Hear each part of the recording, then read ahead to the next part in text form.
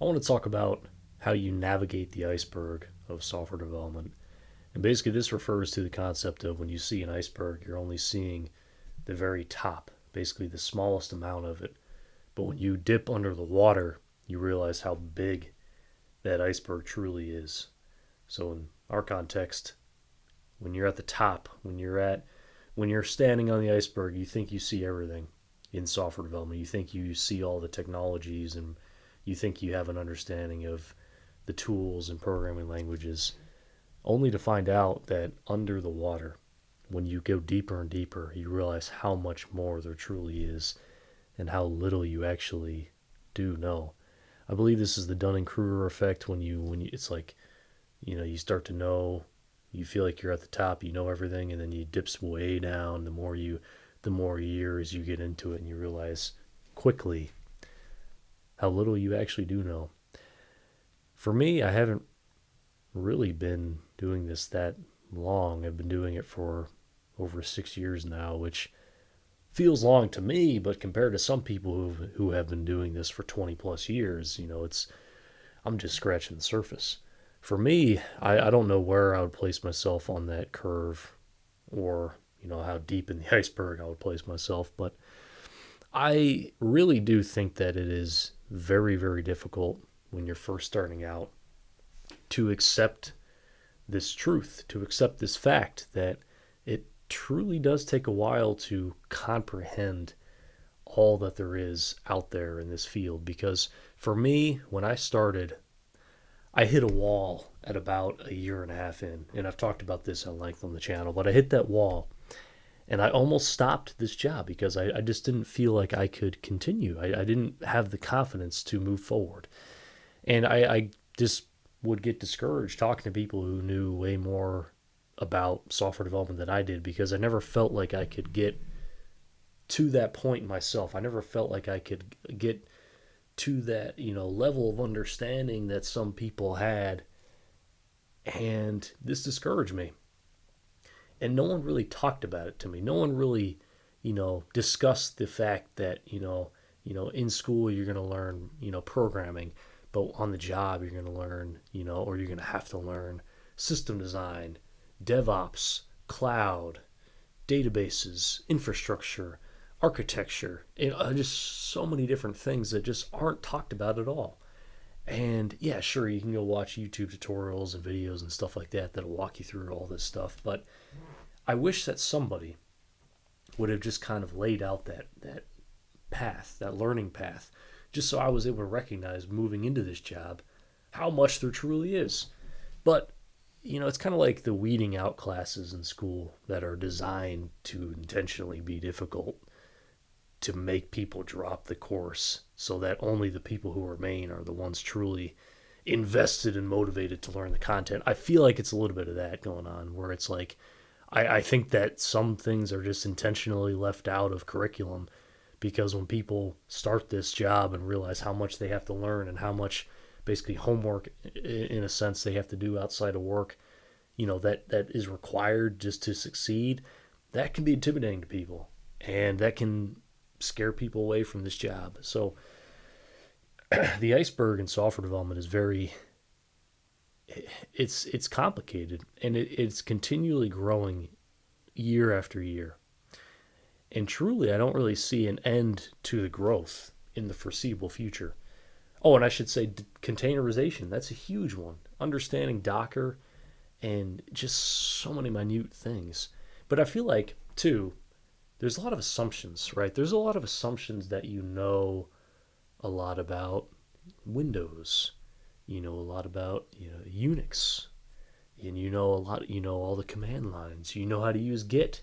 You know how to use the tools already. There's so much, I feel like, embedded assumptions in software development that nobody tells you. That knows nobody walks you through all this. Like I wish there was just like some just just fundamentals course, right? That just walks you through everything. Obviously, I know you can't walk through everything, and there should be some level of training on the job, and sometimes there is.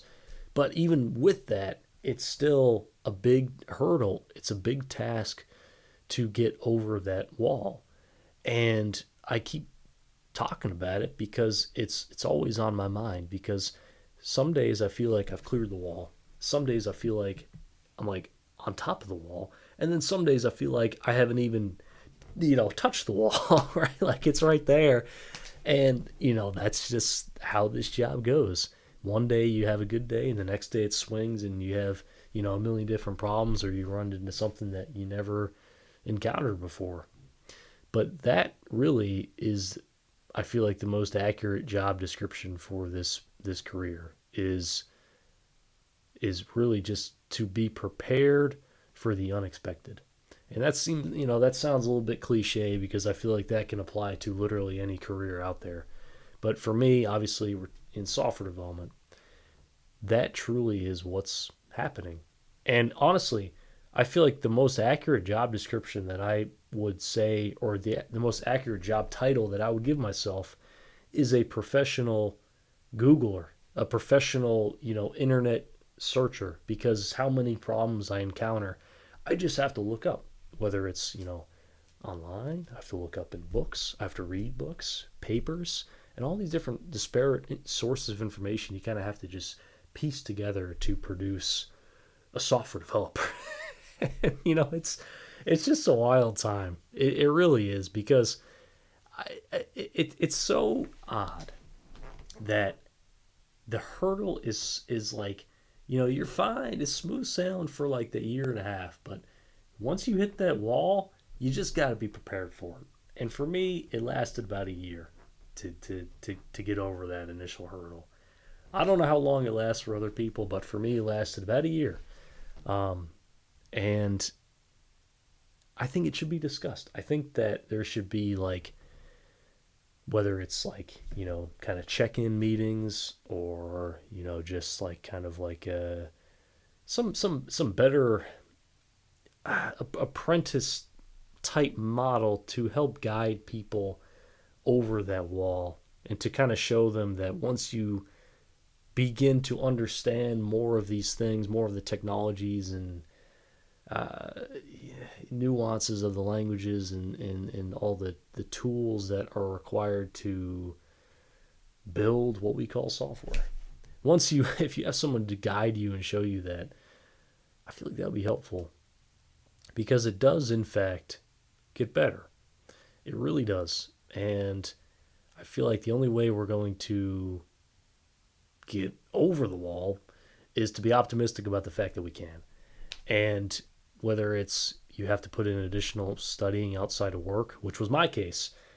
I don't study and read outside of work because, like, I just, I enjoy it that much. Like, I do enjoy it, but I study and read outside of work because I have to, in a sense. I really have to, because something about how I learn my brain, I just have to read it on my own, apart from all the pressure of, like, work or whatever like that. I just have to sit down and just, like, think about it and read about it.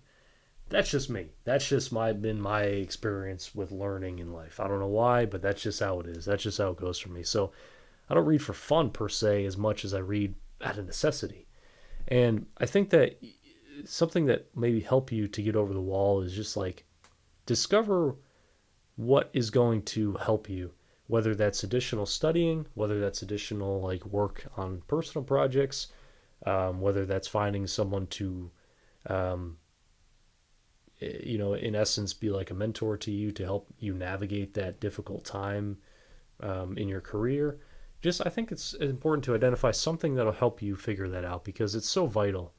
Um, and it's easy to get discouraged. And for me, like, I almost left this career because of it, and I was close, because I'm like, I'm not happy doing this, and I just didn't see, I didn't see where, like, the grass was greener, in a sense. I just didn't see that, and it lasted about a year, and it was a very challenging and trying time for me. But now I would say that it's gotten, I really enjoy it, because I figured it out. I figured out I just have to read and study in order for me to not only be successful in my job, but enjoy it, because I feel like I'm learning more and being able to understand more of the career. So I would try to figure out what that is. I don't know, but let me know like what your thing is. Like if it's reading, if it's tutorials or whatever it may be. Let me know. I'm interested because I had that experience, and that's I feel like we all go through that struggle in software development. So thank you all for watching. I'll see you in the next one.